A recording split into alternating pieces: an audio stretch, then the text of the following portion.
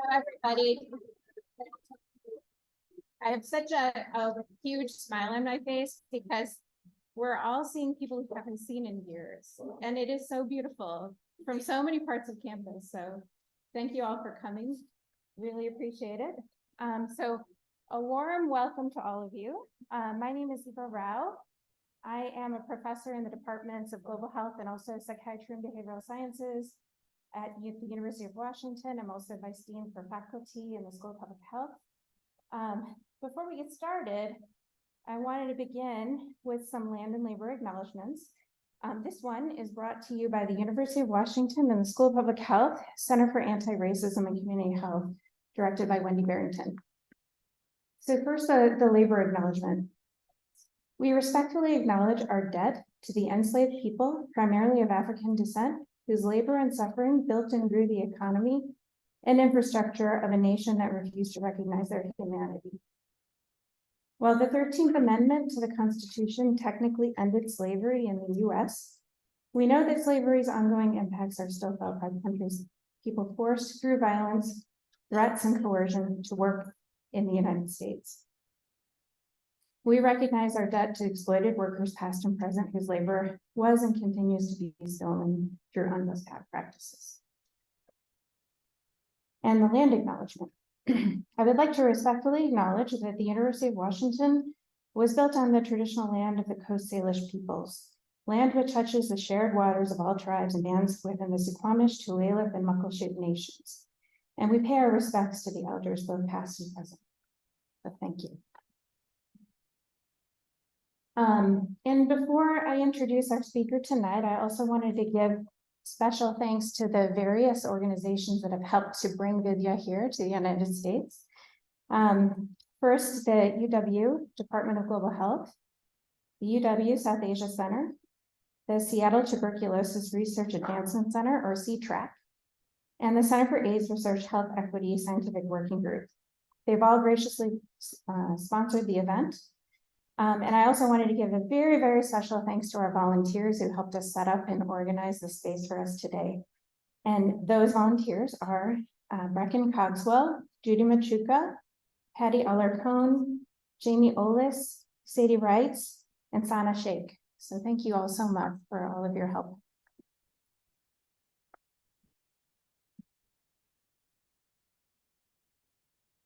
And now I will introduce our speaker, Vidya Krishnan, who is a journalist who's been reporting on health and science in India for nearly 20 years.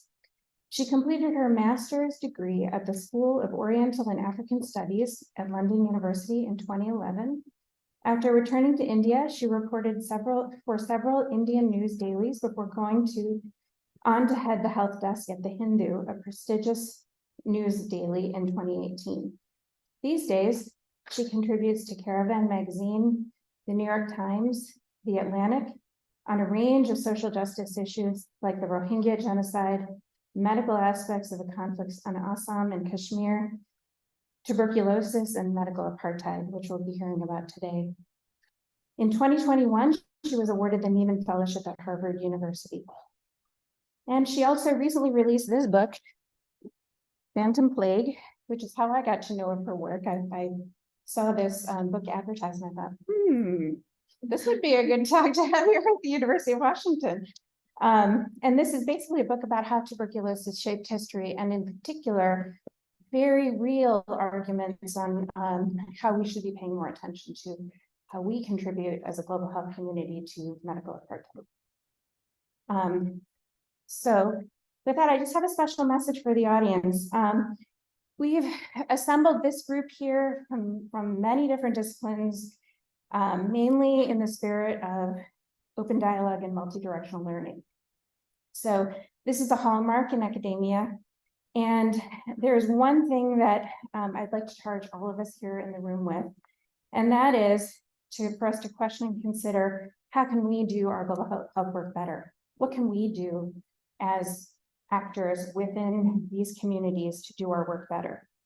Now, this isn't necessarily a question that Vidya can answer on her own, or any one individual of us can answer, but I want us all to kind of ponder this take it in. And maybe this might be the first question we discuss in the question and answer period. So with that, please do take the floor, Vidya.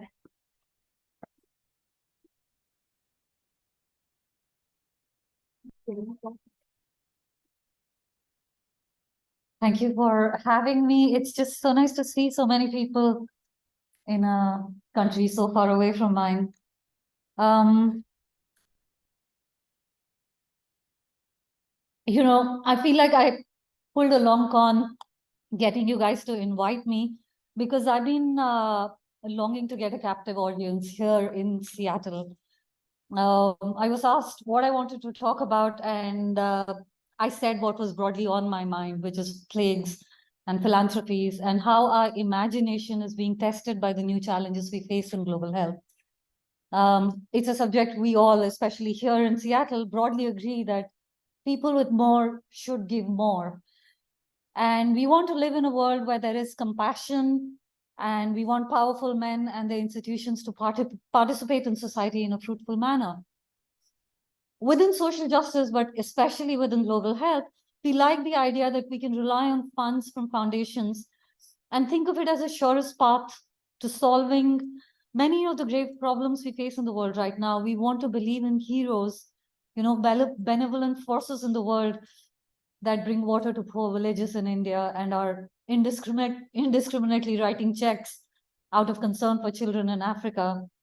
And we are drowning in that kind of narrative in global health. I personally would like to put it on record here that narrative is a work of fantasy fiction. It's a dangerous kind of narrative that relies on a small amount of truth to gloss over a lot of it. And as a writer, I have almost a pheromonic relationship with this kind of narrative. The kind where you meet a person and you instantly know you're going to hate them or love them. I have that, to state the obvious, I hate this narrative. We live in a world where most societies, broadly speaking, are unjust, with the deck piled in favor of the rich and powerful. And that's actually what I want to talk about today, about institutions and nations and think tanks and philanthropic organizations that seem to have institutionalized injustice, bestowed social sanction on unfair things, and over time, our eyes have adjusted to millions of deaths that are preventable and curable, like tuberculosis and COVID-19. And my talk today is going to be about how we organize health, how we think about organizing it, and it's called The End of Imagination. Plagues like wars and genocides are cataclysmic events. There are wars within wars and genocides within genocides, and there are plagues within plagues, the thing that happens uniquely to you, your own tailor-made experience of despair that lives side by side with the insane, unceasing public turmoil of a world that's going insane. The lockdown, quarantines, Donald Trump. When these things happen, societies run into countless truths about themselves all at one go. Myths and facts mixed in with news headlines and a multitude of mundane things. Like which one of your colleagues has an impressive bookshelf, or which auntie thinks COVID doesn't actually exist, but is a story by deep state, which should aptly actually be called dumb state, given the kind of blitzkrieg of idiocy we've all lived through in the past 4 years. The question for me is, how do we make peace with 7 million deaths? And more importantly, what does letting millions of people die from a vaccine-preventable illness say about the collective leadership of the world? Specifically, for this conversation, I want to focus on the collective leadership of global philanthropy, a leadership that is largely held unaccountable and actually played a significant role in carving out the kind of pandemic we had. As of last week, 50,000 people got infected from COVID and around 200 people died from it.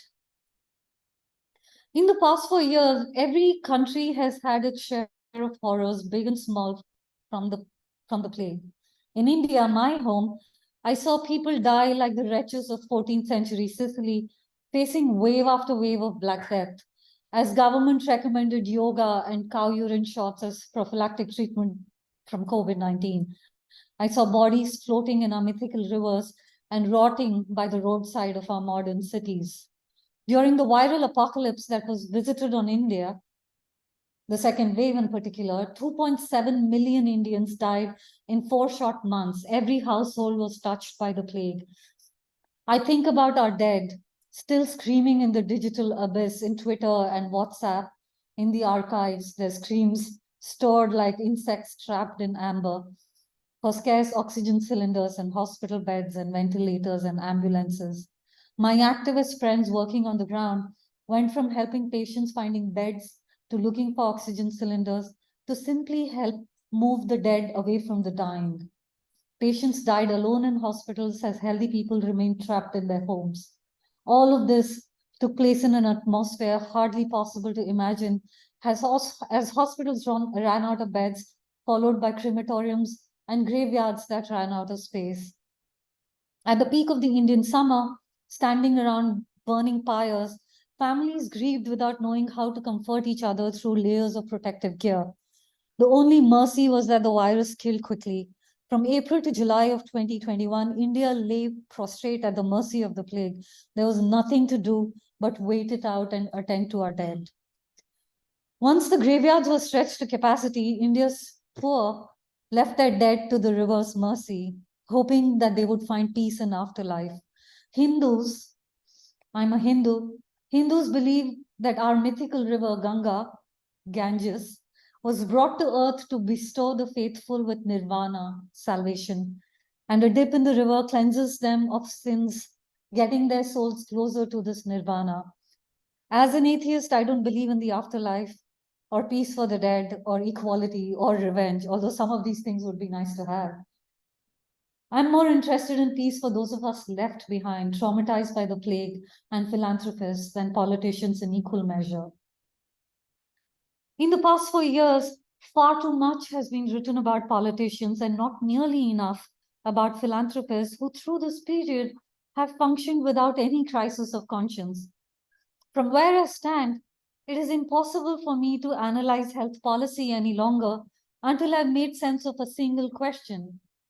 What does it say about the global health system that India, a country with immense resources, the best doctors in the world, unmatched experience in dealing with infectious diseases, deep logistical knowledge in running mass vaccination campaigns, the largest pharmaceutical industry that makes generic drugs, and also the biggest laboratory of big philanthropy, the Gates Foundation, descended into such a viral apocalypse despite being the manufacturing hub for COVID-19 vaccines.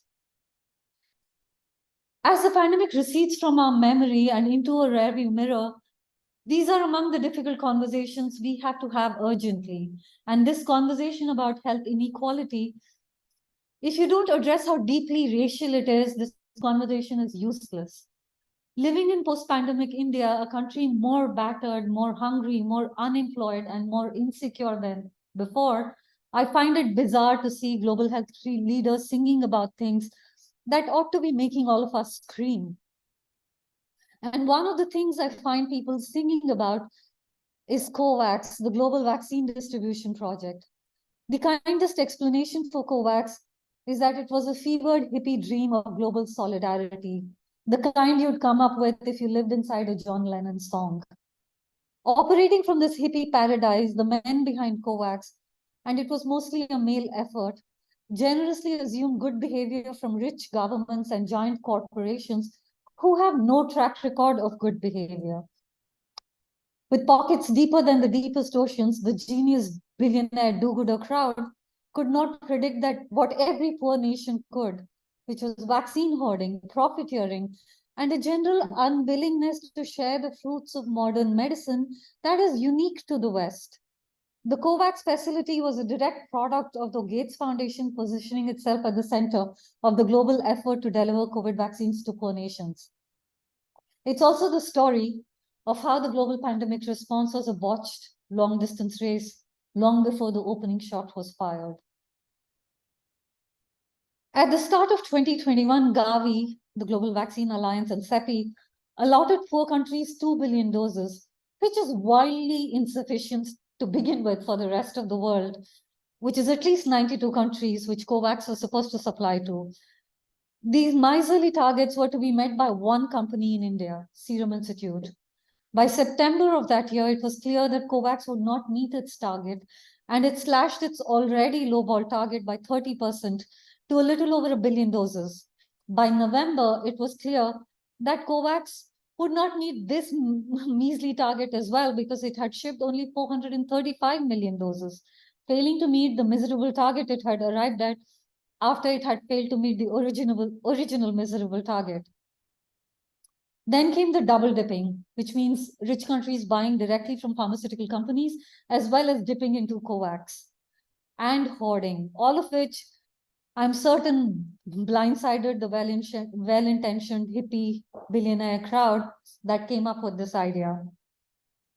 The few doses that did arrive from COVAX were so close to expiry that they could not be used. In Malawi and East Timor, vaccines had to be destroyed. In South Sudan and Congo, doses were returned. In the US, 82 million doses were binned between December 2020 and May 2021, just over 11% of the government supply. Walgreens and CVS led this absurd squandering of resources. There was so much wastage of vaccines that WHO had to come up with a vaccine wastage rate calculator, which was, of course, underused. There's been a lot of commentary about how rich nations misuse their power. I don't think misused is the right word for what happened. The rich nations simply used their power. That is the whole point of power, isn't it? How and how much every rich nation wasted is not my point. The fact that we have a global health order which puts us in this position is the real issue here. In the early days of the pandemic, there was a rich discourse about a people's vaccine, which seemed to make sense given that all the vaccine candidates were taxpayer funded. We forget that one of the early vaccine candidates came not from a pharmaceutical industry, but from a university, the Oxford University in UK. We now know from several journalistic investigations that the Gates Foundation played a central role in ensuring that this taxpayer-funded vaccine ended up with AstraZeneca, a multinational pharmaceutical company, which would then license it to Serum Institute of India, which also had a long-standing relationship with the Gates Gates Foundation because of their relationship during the polio campaign, to exclusively manufacture for COVAX.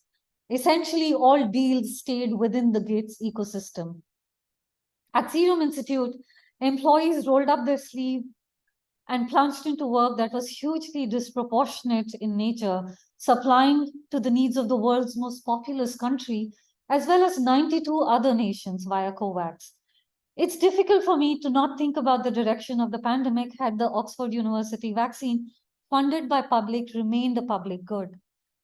I believe we would have had a pandemic with no space for an orgy of international charity that we witnessed in the past 4 years.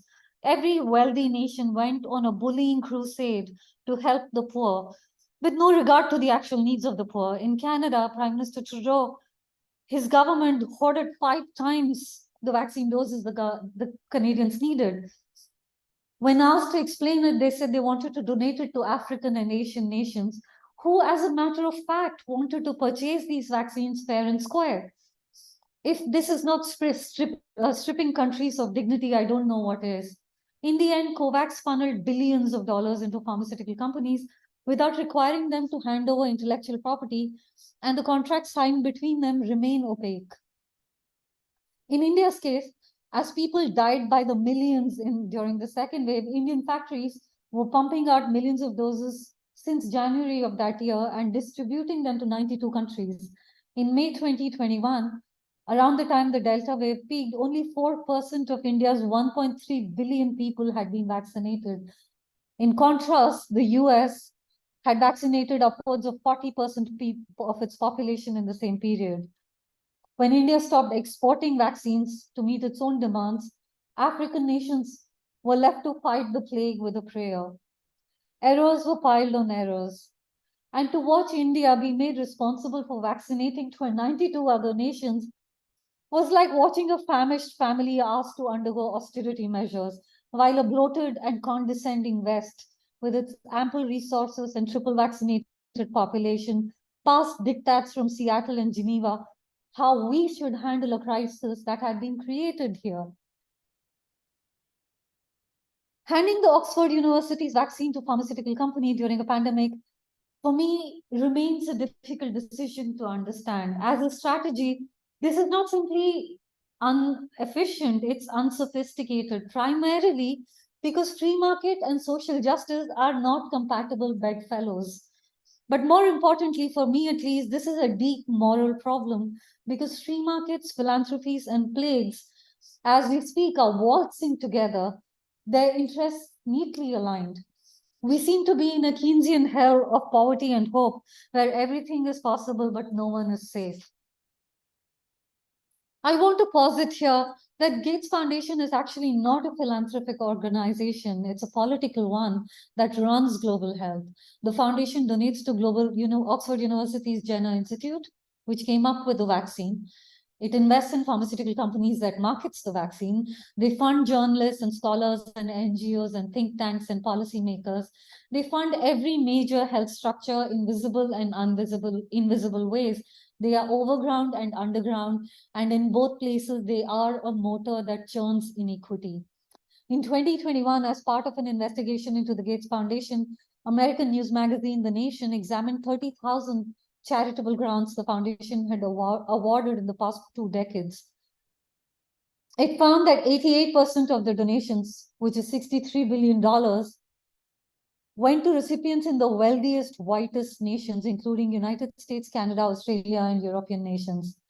We've known this since 2009, when a study in Lancet highlighted the same problem with the Gates Foundation's work in global health. It funds the rich to help the poor. None of this is new. The second wave in India was an unabashed study in injustice and inequality and actually cruelty. By then, a vast range of reasons had been circulating in the media to make sense of India's devastating death toll, the exotic practices of the East, the traditions about last rites that infects more people, the populousness of India, the poor hygiene of Indians, vaccine denialism amongst the disorganized multitudes, and of course, a culture of corruption in our country. This was not unique to India. Many post-colonial nations saw these kind of justifications as their mortality increased. I'm not saying that political leaders in my country or other post-colonial nations are not corrupt or their hygiene is in around respiratory infectious diseases is flawless. I'm saying that it is easier to look at these deaths in faraway countries as a result of deficiency of their culture than to take a hard look at the systemic, calculated injustice visited upon post-colonial nations by the global health order. The idea of concentrating vaccines to a single manufacturer in the middle of a raging pandemic is like concentrating water supply to a single well as a city burns down. It is immeasurably cruel. In its bone marrow, COVAX had the same flaw that plagues the rest of global health. It's based on a vision of the West with the role of savior for itself. In the end, pharmaceutical companies kept their patent monopolies, and philanthropic organizations kept their power circles, and politicians kept their purse strings tied. In this entire orchestra, the saddest role was assigned to us, the people of the global South, reduced to a strange half-life, necessary as data, but expendable as human beings. This is the very essence of necropolitics, the politics of who is disposable and who is not in the middle of a pandemic. In researching this essay, I found that the foundation spends $5 million more on the India office than all of the African continent combined last year. The data is from the annual reports of the Gates Foundation. And Uttar Pradesh, India's largest state, as well as one where Gates Foundation funnels millions of philanthropic dollars, was one of the hottest of hotspots in India. The thing is, pandemics are not simply events, they are worlds too. The study of infectious diseases also cannot be simply about infectious diseases, unfortunately. It also has to be about a world which is in a state of desperate descent into chaos, filled with despair and disillusionment and science denialism. All of this makes the world a more fertile breeding ground for other terrible things like nationalism and bigotry and xenophobia. All of this marches arm in arm with philanthropy and plagues. In my country, the plague brought with it a new world in which Indian Muslims were accused of spreading coronavirus, the same way Jews were accused of spreading typhus in Nazi Germany. This happened most prominently in Uttar Pradesh, where the right-wing chief minister Yogi Adityanath put up posters of protesters and activists in prominent places in Lucknow, the capital city of UP, likening these people to the virus. The posters had their names and addresses as well as their photographs of anyone who was critiquing the government and questioning the pandemic response. It was an open invitation to vigilante justice for which Yogi Adityanath has gained a reputation for. It was then alarming for me to see Melinda Gates in December 2022 arrive in Uttar Pradesh for a photo opportunity with Yogi Adityanath.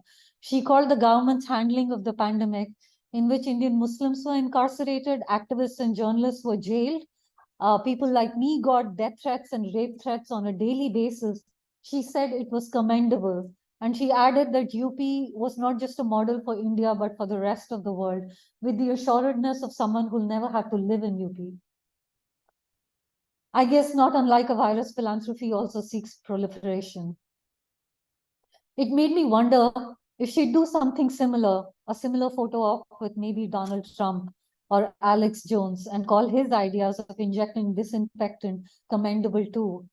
It's more likely that this kind of doublespeak is reserved for democracies that are deemed to be not as important as the democracies of the West.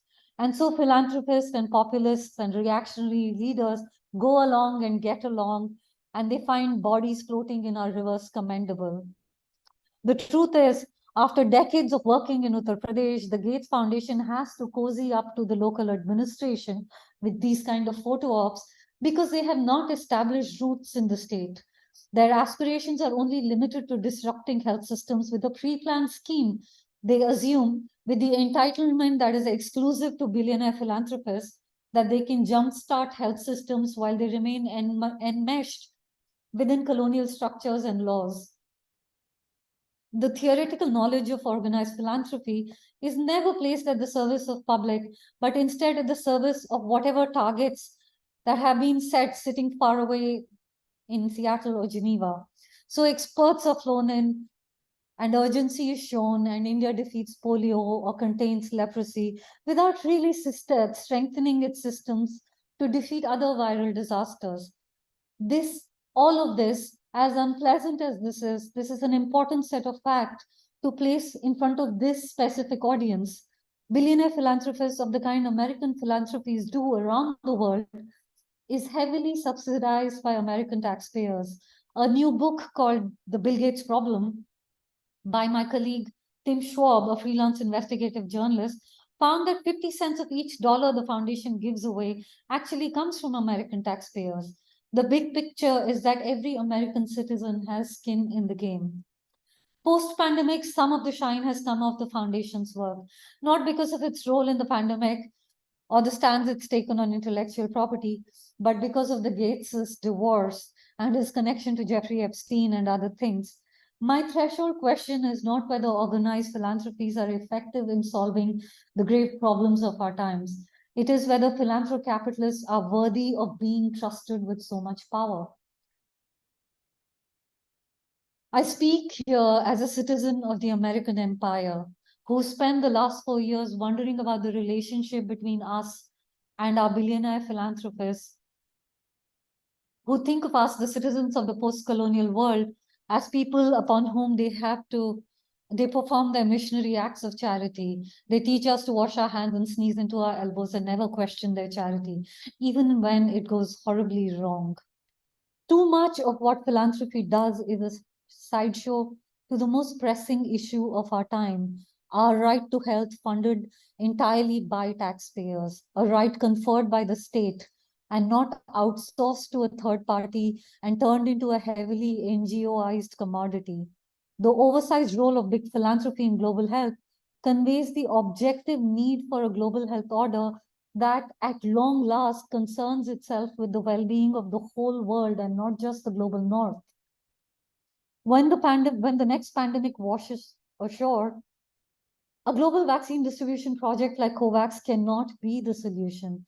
the only solution is the simplest one, to descend to power, for each continent to be able to manufacture and supply its own needs. So Justin Trudeau doesn't feel the need to hoard 5 times the vaccines, ostensibly to save the rest of us. Where I come from, not many people had much hope from the pandemic accord to begin with. One of the most important accords of the 21st century being negotiated right now. The pandemic treaty started out as a grand and historic gesture, and it's actually again turned into a sleight of hand that's always done by the global north on the global south. The latest draft demands that it be legally binding on all nations around the world to share genome sequences as soon as there are viral and bacterial outbreaks. However, it is not legally binding on the nations to share the vaccines that are developed based on these genome sequences. And we inevitably, in my conversations, I end up at this rhetorical cul-de-sac where they say that patents are needed to fuel innovation. And I want to place on record that this position is so utterly vacuous that anyone uttering it in 2023 should be permanently disbarred from public health. I'm not sure if it is polite to call it a take without a moral compass or a bedrock sense of decency, so I will limit myself to saying that this is not a scientific take. Any gospel around criticism of pharmaceutical industry is that conversations around drug costs is an attempt to malign the idea of innovation based on which the Western society was built. Intrinsically, the problem here is that governments and philanthropists and professors and development economists and doctors, down to the smallest cog in the public health system, anyone who says this thinks their mission is to protect the industry instead of the patients. And that's how you arrive at a system where instead of containing infectious disease outbreaks in the global south as an urgent priority, patients are tracked and traced and controlled and isolated and managed and monitored and poked and prodded until it is time for the funeral pyre to be lit. That is what happens when there is no public in the public health. So here we are in 2023 with a COVID vaccine as well as a TB vaccine. I'm not sure if you have read the investigation by ProPublica. I will encourage everyone to pick up that piece. Which in early October, this brilliant investigation revealed that the British company GlaxoSmithKline had a TB vaccine as early as 2018, but they shelved it despite it being a good vaccine because it had no market. If vaccine for a disease that infects 10 million people every year and kills 1.6 million people is not a good market, then the only other thing it is genocide by denial. And for a British company to shelve a vaccine that saves millions of lives in post-colonial nations, especially India and South Africa, is no different from the hypocrisy, racism, and pettiness of the empire. In fact, the fragile state of the global health is because disease after disease, we see this complete colonial-style inversion of medicine's social contract with people. Disease after disease, we see the insularity of the global health discourse in the West, which is frankly frightening. The debate in public health is incestuous and self-referential, all reinforcing each other's perspective and misunderstanding the rest of the world. In the last few weeks, as I've taken my book around campuses and bookstores in the US, I hear more and more conversation about a decolonized global health. Everyone seems to love the idea of a decolonized global health system until someone from the global south gets up and flexes her muscles, acts like she's equal and demands to be treated so, like a country that issues a compulsory license, revoking patents on a life-saving drug or vaccine. Such a country immediately faces the full force of pharmaceutical lobbies as well as governments of rich nations that threaten trade sanctions. We seem to love the idea of decolonization as an idea, as a fantasy, but not as a living, breathing system where someone will have to lose power for someone else to gain some of it. And the status quo, for all the love for disruption within organized philanthropy, simply seems to not be disrupted. Even now, with 7 million dead from COVID, we don't seem to be arguing about how we could have saved more lives. Instead, we are arguing about how we can save patent monopolies in future pandemics. If the HIV epidemic demonstrated what was wrong with the world order and the racial implications it has, post-HIV plagues, tuberculosis in particular, has proved that the international legal agreements like TRIPS, which is the trade-related intellectual property law, inherently prioritizes profits over Black and brown lives. What I see now is a vulgar focus on commerce and patent monopolies, forcing us to live with deadly but preventable diseases simply because it's not profitable to offer new therapies. I don't know how this is any different from denying penicillin to the syphilis patients of Tuskegee. Thankfully, the plague years have also resulted in unprecedented investment in R&D in African nations. There is now a mRNA hub in South Africa. It works slow and there are transparency issues, but this is a big development for the continent. There are other important lessons that have been learned too. India cannot manufacture for the whole world as well as inoculate its own people in an emergency. African nations now know that they cannot depend on India.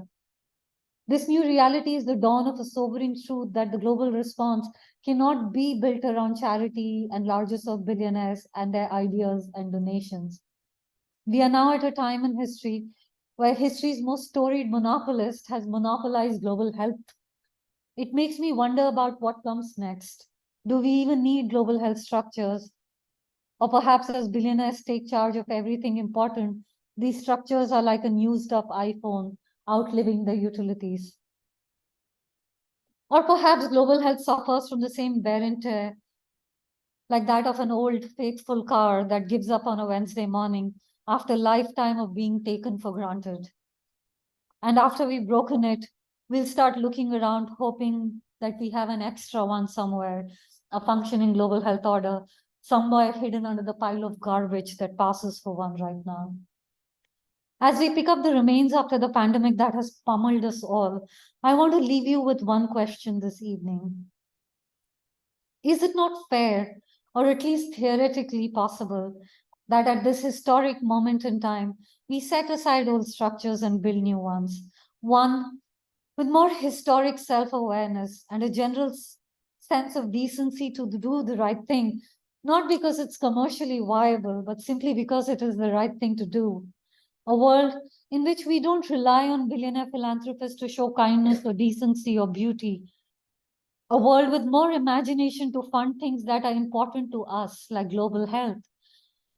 And build a health order where the definition of progress does not come from a bean counter's imagination, in which no life can be saved without someone, preferably a billionaire, getting richer out of it. I believe such a time is upon us. Thank you for hearing me out.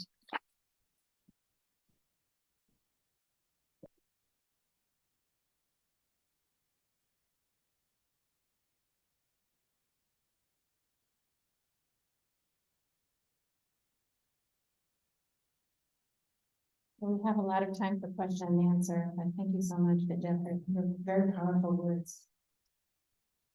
Have me right here. Patty has a microphone, and so maybe as people go up to answer the questions, you can form a little line there. Maybe people need some time to this.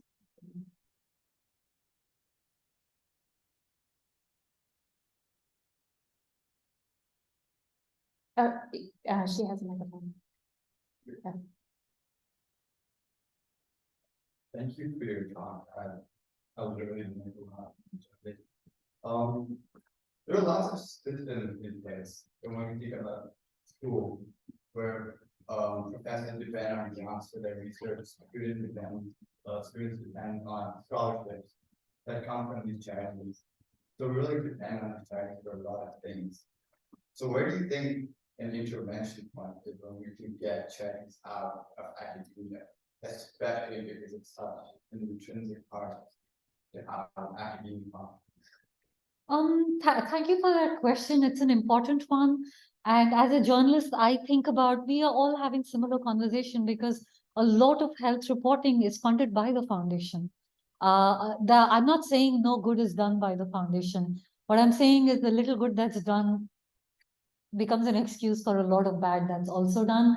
The conversation with how do you fund scholarships and how do you get uh, I feel I'm not the right person to give these answers because I think about how we can do it within health reporting, and journalists are having these questions and writers are having these questions, and this is for the academic community to think about and talk about, because the truth is, what I can tell you is that when you come to Uttar Pradesh, which is one of the largest states in India, for the longest time, Indian journalists have called it the graveyard of the pilots because pilot projects go there to die.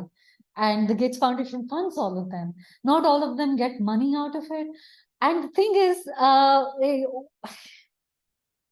is, we are all, it's not just academia, it's true for media, it's true for many of these big industries who seem to be in a state of capture. And when you go in funded by someone, you are beholden to the agenda, or at least the North Star, the moral North Star is guided by whoever is funding you.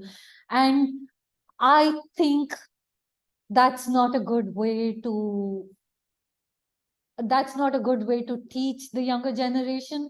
That's definitely not a good way to fund reporting. So we have a lot of Indian journalists or journalists from developing nations who are flown in for workshops, and the journalists are trained in how to cover HIV or TB diseases that we live with actually in the language.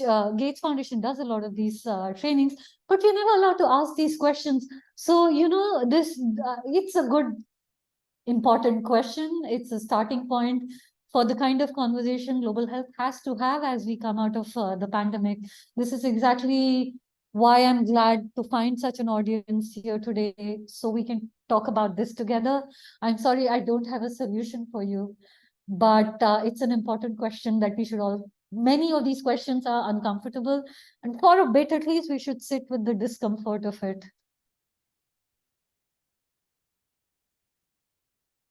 Hi, thank you. I do have a question for you. So I know you've talked a lot about Gates, but we know there are plenty of other billionaires out there influencing decisions around the global health space. So with all the money that's being pumped in just from the philanthropy sector, many of us are beneficiaries of some of those dollars ourselves. How do you then, argue and speak up about some of the things you're raising and not be criticized for biting the hand that feeds you, so to speak? So how do you then argue against that? Because I firmly agree with everything you're saying, but I also see that when it comes to power, many of the people in this room are not in a position to speak up, because that does mean, reductions in whatever impact that you're involved with. So yeah, I mean, this seems like a continuation of the first question, and we keep going. Oh, again, like I don't mean here to, chastise everyone who's gotten money from a philanthropic organization. What I want to center here is that we are in a state of regulatory capture here. That's not a coincidence that you're funded by it. And why is not, over decades, this is true for the US, but it's also true for my country and many countries, that over decades there is less and less taxpayer investments in educational institutions, in health institutions. And what you do when you have less and less, there's actually a very good book by Jonathan Metzl called Dying of Whiteness, which talks about it. Essentially, you create scarcity because none of the taxpayer dollars are going in. And so then a philanthropist comes in to save the day. But then, the thing about saviors is that they never build systems. And it's not a coincidence that a billionaire sitting in Seattle built a system that looks to a billionaire sitting in Seattle during a pandemic. And so as we come out of the pandemic, these are important conversations. I, again, don't have solutions. These are things we have to take up with our governments and vote differently around the world. I was recently writing something for the New York Times about the WHO's pre-qualification program, which assures quality of medicines around the world. And I don't know if many of you are following the stories in Gambia where kids died from substandard medicine. And that's happening because we don't have a de facto global regulatory authority, because the EMA and the US FDA routinely flies in their drug inspectors to India. In fact, US FDA has the highest number of factories in India manufacturing these medicines at a fraction of the cost. But Gambia cannot fly in their drug inspectors, right? So, which is why we need a global health sector that thinks globally. Because the rich nations for now can fend for themselves. But this will also not continue, because this is not a global south versus global north problem, because even within the global north, black and brown communities have a different mortality rate from COVID, from maternal mortality. So, yeah. Yeah, what I'm hearing you say is, honestly, we need more collective action. We do. Because one person with this is really where we're at right now. We are, frankly, I do believe after the pandemic, I do believe that we have to have some unpleasant conversations, and this is a part of that. Yeah. Thank you so much. That was a really fantastic talk. I heard echoes in what you're saying of critical development studies from like 15, 20 years ago, where the focus was on how development programs led by multilateral institutions like the bank, but also bilateral bodies within the USAID, effectively depoliticize communities in the course of carrying out development programs. So the critiques are very similar, but the target was multilateral organization. So it seems like what you're calling for is a sort of multilateral response, a collective response. But even multilateral bodies that get built represent the power differentials. Yeah. Extant in the world. So that was one question. And my second question, so I'm wondering what you think about that. And my second question is, thinking exactly about what you were saying at the end here, like that the reason that so many NGOs in India are so reliant on Gates funding is that there's no other sources for them. Good. Especially because the Indian state has every intention of restricting further and further the kinds of sources that they can tap. Forget about using taxpayer money, Yeah. like, the restrictions on all sorts of foreign contributions means that grassroots efforts to raise funds are really curtailed by states all over the world, in India, but also. So, thank you for both of those questions. About the first part of it was, you were talking about multilateral agencies. I actually am not a big believer in multilateralism anymore, because every time during the pandemic, I was alarmed that the WTO had so much power over the direction of this pandemic as against the WHO. And what happens with this kind of multilateralism is that, again, in WTO, it seems to be a musical chair with the same few countries that get to call the shots, and the same countries that are not even at the negotiating table when decisions are made.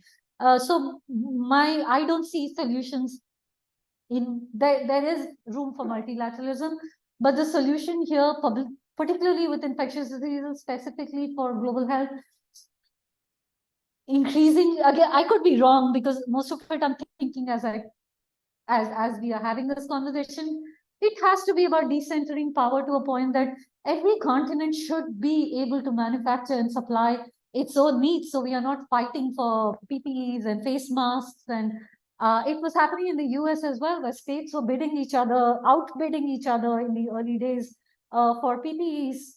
And those kind of things wouldn't happen if we had decentered manufacturing. You don't seem convinced. I'm skeptical about the continent as the unit in which good things will happen. I say continents only because again, this is just, we are thinking as we go along. But during the pandemic, when the country shut down their airspace, the way the supply chains broke down is why I say that if each continent is manufacturing its own needs, at least it's not a global supply chain breaking down. And a continent the size of Africa cannot be left for itself saying, oh, no flight goes in, unless maybe MSF wants to fly there. That's a bizarre way to think during peacetime. And again, none of these are, as I say, these are conversations we are having. Hopefully in more meetings like this, more conversations like this, we will get to those ideas. Your second question was about what do you do when you have a right-wing fascist government? Correct, that is. Yeah. Uh, I live in India and I report in India, and every time I report in India, I'm not sure. We no longer have the depth perception of what will get us in prison. But the thing is, despite that, I have to do what I have to do. And that is, it's not just an Indian problem. Globally, I'm a student of sociology, and globally, we are seeing this pendulum swinging towards fascism and science denialism and anti-vax movements. So these are not things that happen uniquely in one place. They are all interlinked, and the world is going in that direction. Like the media's can't be trusted, and all of these are big problems. Increasingly, I don't think that India can be saved by someone outside India. Only we can save India. And I was talking to my mentor, writer Arundhati Roy, and she told me that sometimes in revolutions, writers belong in prisons, and that's what we are facing in in post-colonial nations, because more and more and more of relying on aid and charity and USAID funding or DFID funding our programs actually means that post-colonial nations have just not built systems of any kind, educational or health systems. And then you have a very small population like just fighting each other for breadcrumbs, and you other each other, the same way it's happening in the US, where you don't have a job because the immigrant took it. India has the same thing, that the Hindus are suffering because Muslims are breeding. That kind of language happens in every country, and these are not easy solutions, but it's happened before. It's happened, like I keep saying that the world has seen worse.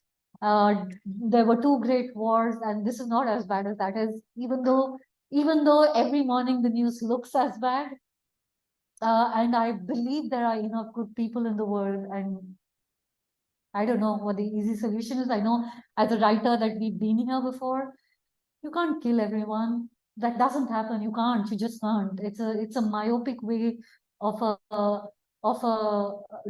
myopic mind of a dictator who is insecure of letting go of power.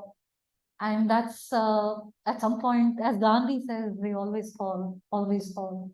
And I hope at some point I just stop being a health reporter and exclusively write obituaries. I will write a few of them with great joy.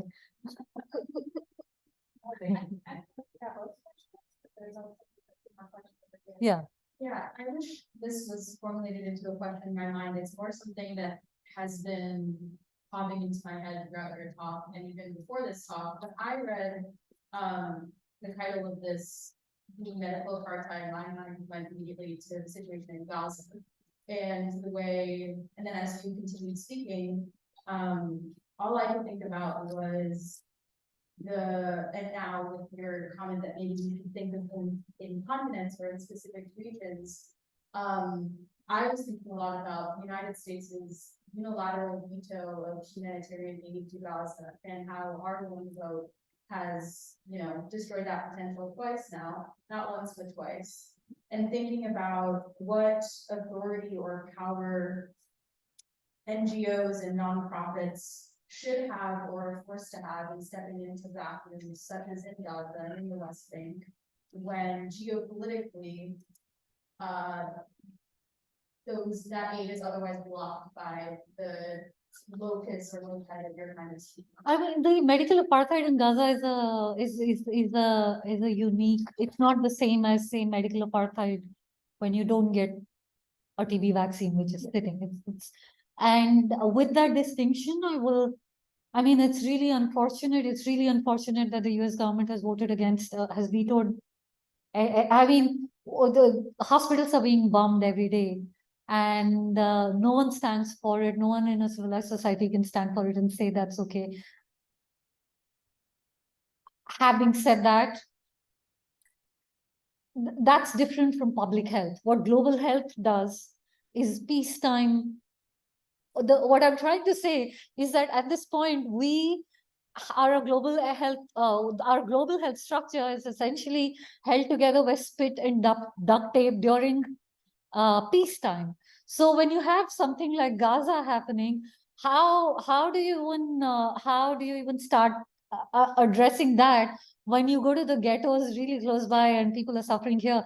I'm actually not a big fan of this kind of uh, maybe I'm wrong. Maybe I'm just thinking as we speak. I personally don't think of aid or charity or philanthropy that looks at solving problems very far away without having solved problems right under your noses.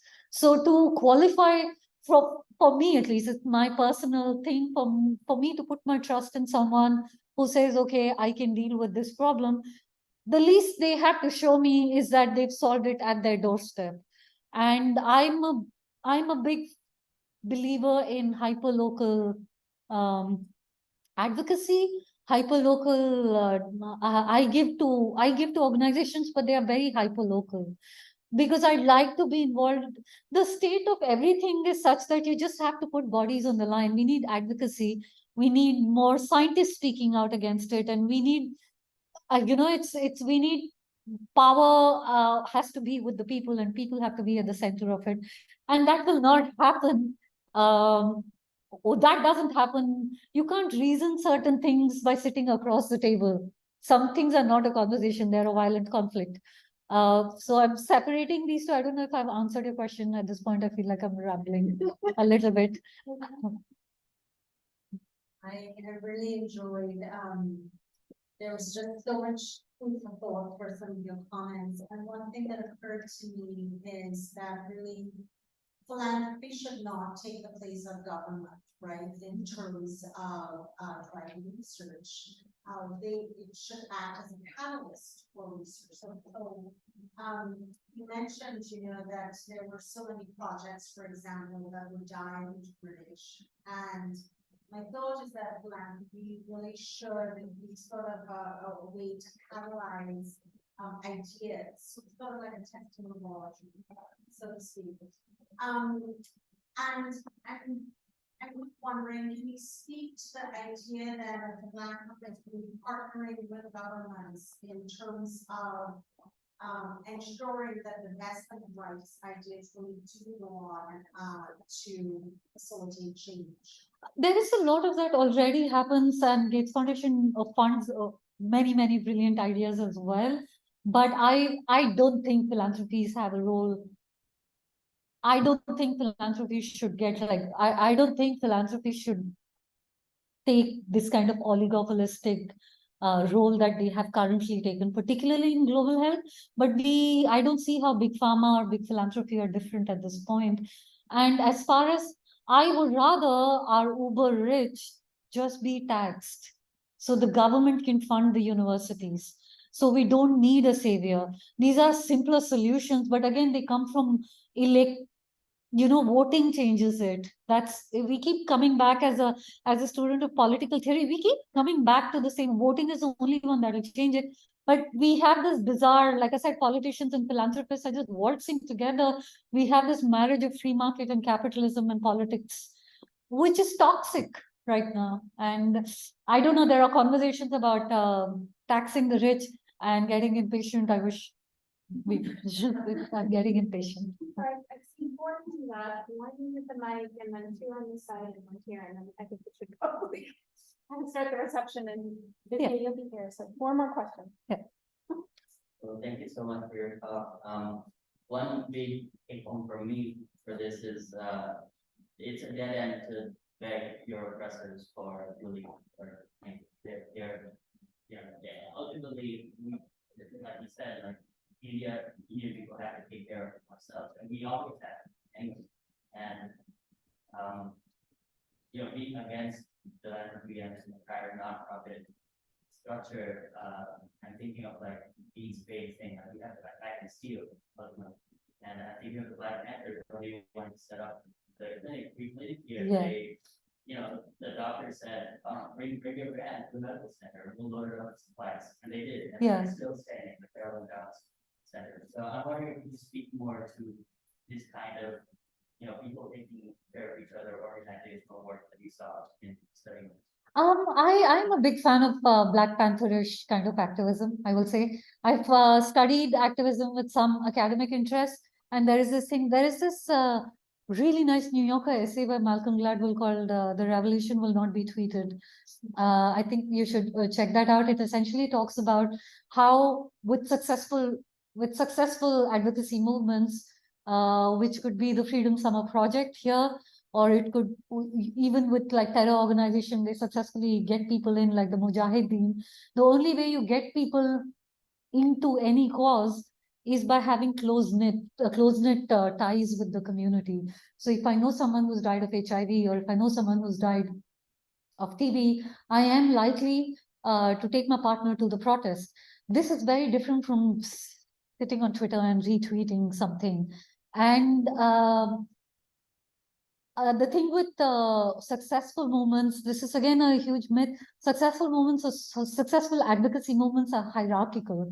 So the Freedom Summer Project was built around, which is a bus boycott here, was built around black churches. In India, Gandhi's the independence, civil disobedience, Gandhi was a hierarchical, tyrannical man. He wanted to build movements. So now we have these conversations about how Twitter has democratized information, right? Everyone has power and everyone has information. Actually, that's not very good for building strong advocacy movements. Within global health, the most successful one was HIV movement. And the only reason they were successful was because the HIV pandemic happened right after the Summer of Love, and the counterculture movement as the in the US as the LGBTQ population was just stepping out of the closet, HIV hit. So they already had networks to rely on that they built a decade before when they were fighting for gay rights. And those kind of networks that you build during peacetime are really important if we are to build something like this Black Panthers, because otherwise it becomes very difficult to sustain these movements. You start, very, and then it kind of fizzles out. Well, Thank you. I have a specific question. Within the history is a book called Right Transfer and Issue Property that the crop corporation, the thing about this has really had an impact on. So it's not a new concept, it's nonsense. So imagine a world where this is going to happen. It seems that the big philanthropy, especially, has living in a what would that world look like? What does that world look like? It's the second question. The second part of that question is, assume Bill Gates stopped giving money, and he looked to you and he said, he was moving and said, tell me where I should put my money, where should I just spend it? Pay taxes. Pay your taxes. One of the things he had in tax. But Bill Gates in particular has been a career monopolist his entire life. He would not have this money to set up the Gates Foundation if he didn't have intellectual property on Microsoft. And my book talks about, I go into an entire chapter about how Microsoft literally drove out Netscape Navigator from the market. Bill Gates has over and over had skirmishes with the Department of Justice in the US over anti-competitive behavior. And had he been taxed in the 90s, by the end of the 90s, he would not have this pot of gold that would turn into the Gates Foundation. So in a world, if Bill Gates was in the room, I would say, sir, please pay taxes on time. Your other question of how the world will look without philanthropy, we've seen that world without philanthropy. In fact, all of big philanthropy in the US in particular was born out of very desperate poverty after the Great Wars and after industrialization, when people were living in 7-cent housing in New York and there was tuberculosis. And out of that kind of abject poverty, we had America's first general purpose philanthropy like Russell Sage Foundation or Carnegie. All of these came out of this kind of poverty. And they brought with them a very Christian sense of value that we have more and we should do more. But, I don't see that value in big philanthropy today. What I see is a very tight grasp on power. Bill and Melinda Gates is not a philanthropic organization, it's a political organization, which is why they have to go to countries like mine and do photo ops with politicians. So either I think the world would be completely fine if the billionaires just paid the taxes and there was no philanthropy. Yeah. Hi, so my question is specific, kind of related to pre-qualification. So the entire pre-qualification process really, I mean, it got going because the Gates Foundation invested money in it.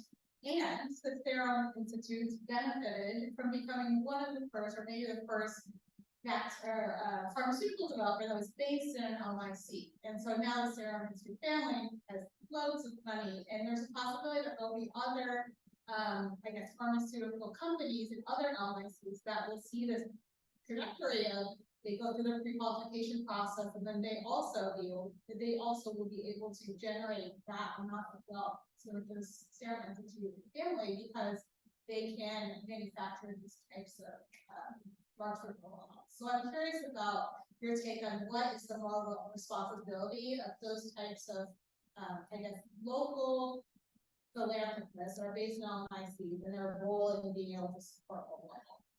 Thank you for that question. Serum Institute, actually, the father, which is Cyrus Poonawalla, who set up the institute, was more serious about what the company does. The son, Adar Poonawalla, who has very close relations with Bill Gates himself because they work very closely, is actually a billionaire playboy. His main interest is horses, and the serum actually comes from the that's how they got into the business of Serum Institute. And I personally actually don't have anything against people getting wealthy in developing countries. They have every right to be as wealthy as anyone in the global north. They have every right to hoard resources, so long as it's not a hostage crisis. What we have right now is a hostage crisis.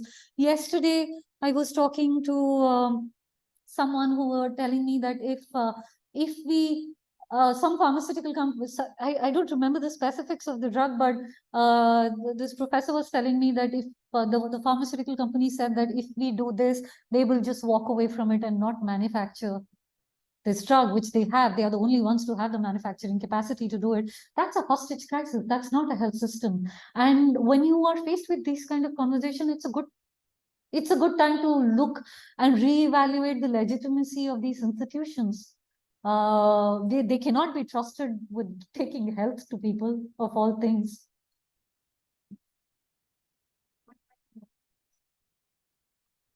For your talk today. I know only a few people in this room, but the few people I do know are in or adjacent to global health and critically engaged with many of the topics that we are speaking about today.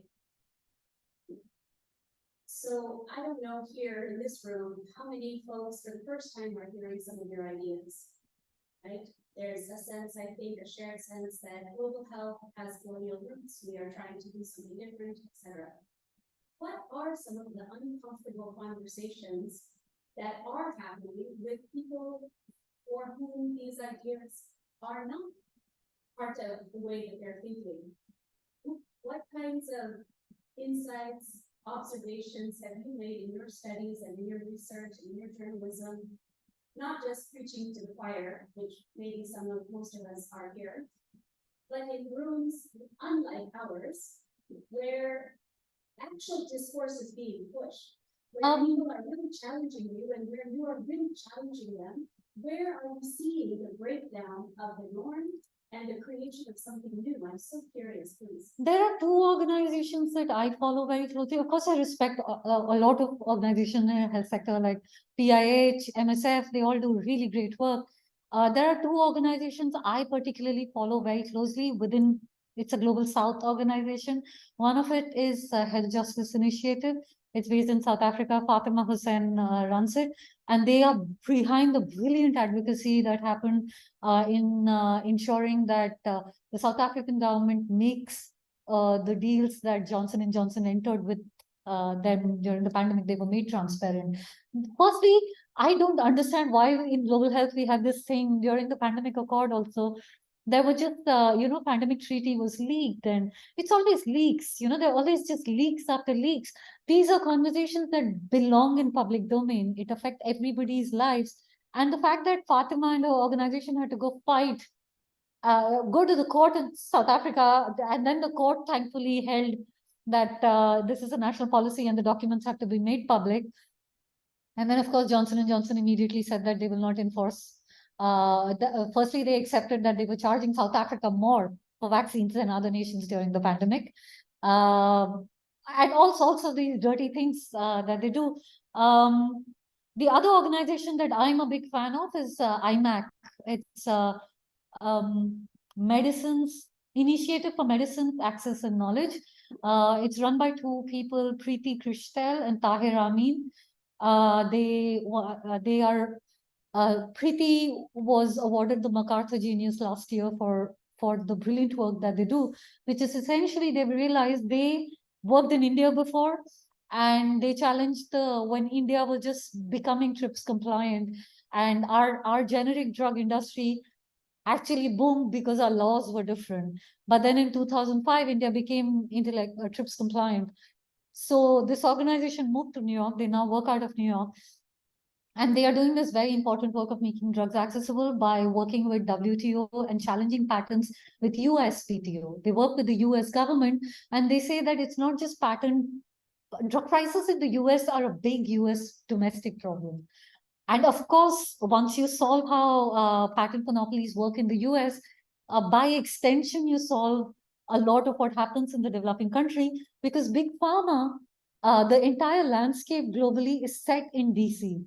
US has the rest of the world. As I said, I am a subject of the American empire. So I think, as I said, you have to start solving domestic problems first. Why is insulin charge costing that much? That should be causing bloody revolution right now, but it's not. And we are all dealing with fatigue, and we are all dealing with all sorts of things, but pandemic and wars and fatigue and genocide. And but I'm glad for these kind of conversations. It's a starting point. Yeah. Thank you so much for coming to stand for another. Okay. Well, mine is, a lot of the young people here are my students. So I just wanted to thank you for coming here and kind of tying our week perfectly. Undergrads are over here, many of them, and they've only talked about health is political. This morning we talked about being anti-racist, and I'm so glad they showed up, and we just tied it all together, and they're like, this part is real. We brought it real for them. For our grad students, we talked about NGOs and multilateral and bilateral organizations, and how we ended. And I told the end of the discussion, let's strengthen our health systems and stay thought leader. So thank you so much, Vidya, for coming today and putting it all together for us. Thank you for having me. Thank you for hearing me out. It's been a pleasure.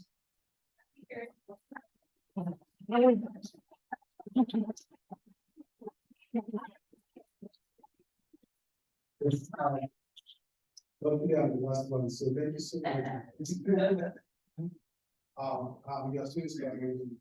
A lot of the things you said, these are things we've seen happen, and are very critical to the system strengthening and all this stuff. So I want to be brief. So one of the thoughts I have always had with me is, because most of the arguments I see around the global space, it's like we are blaming people for our problems. I don't understand to be correct. Accusing this of people stores, accusing that of people stores. What have we done in our own system to ensure that some of these things that are happening to us are really stopped? Because to me, this is my thought, I stand to be correct. If the philanthropists see a loophole in the system, probably they might want to feed on that and prosper. So, usually what I'm trying to say, maybe if we have a way of addressing our system, because to me it's a bottom-top approach. Let us try to solve our system at our own level. Probably that may limit some of the negative impact we are getting from it. Yeah, I mean, my day job is to criticize my government. So I am very critical of what my government does all the time. In fact, And I do believe that none of this is not, we are one family. Global health is its own family. There are people who have to be brought into this movement of global health. And it cannot be one just by doing one thing or the other. Things are so dire. We need all hands on deck, and we need to do all of these things. Yeah. Thank you again.